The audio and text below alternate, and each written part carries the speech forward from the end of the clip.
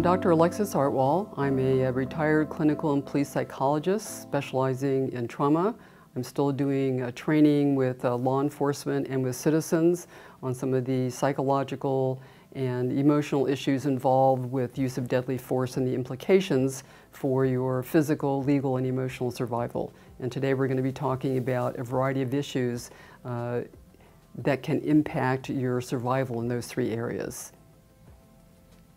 In the immediate aftermath of one of these events, you're going to feel a lot of intense emotional reactions. You will want to talk about those, and that's perfectly normal. You need to be very mindful about when and how and under what conditions you're going to be talking about it and sharing it with others. There are some people that you can safely share your experiences with. One of the big values of having an attorney who shows up at the scene immediately is that you can dump and say whatever you want to your attorney, and it is confidential. Your attorney obviously will make sure that any conversations that you have are away from cameras and in a private location where nobody can hear what you're saying, and you can just let her rip, and you can express any kind of anger, fear, consternation, worries that you have with that attorney. I think one of the big values of an attorney, besides being your guide through a complex legal process, is being that emotional first responder for you, the only one that's really going to be completely safe. Another person you can talk to is a trauma therapist who I encourage people to get at least one debriefing with a trauma specialist. That's another safe place where you can talk about your feelings, work your way through them. Those are also confidential sessions, assuming obviously the person is licensed. You just need to make sure that they have that kind of legally privileged confidentiality. Those are the only two situations. There might be an ordained minister. You need to check your local laws exactly who has legally privileged confidentiality. Most states, clearly your attorney does. Most states, most licensed mental health professionals do. You want to make sure if you're going to talk to a spiritual advisor that they have that kind of umbrella, although most of them will take seriously their personal responsibility at least to keep that confidential.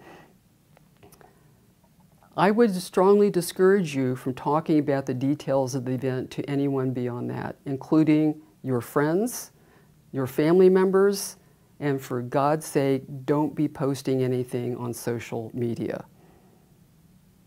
Because the minute that you go beyond the purview of professionals that have legally privileged confidentiality, you have no idea where the information is going to end up.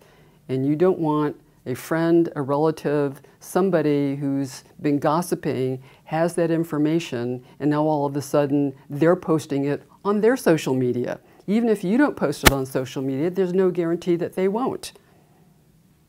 And there have been some very unfortunate situations where people talk to neighbors, talk to friends, talk to family members they assumed was in confidence, and the person couldn't resist the urge to gossip about it or post some aspect of it on social media, and that wound up not being a good thing for the person who was under the gun. So strongly discourage you from doing that. You do need emotional support. You need to talk about these things.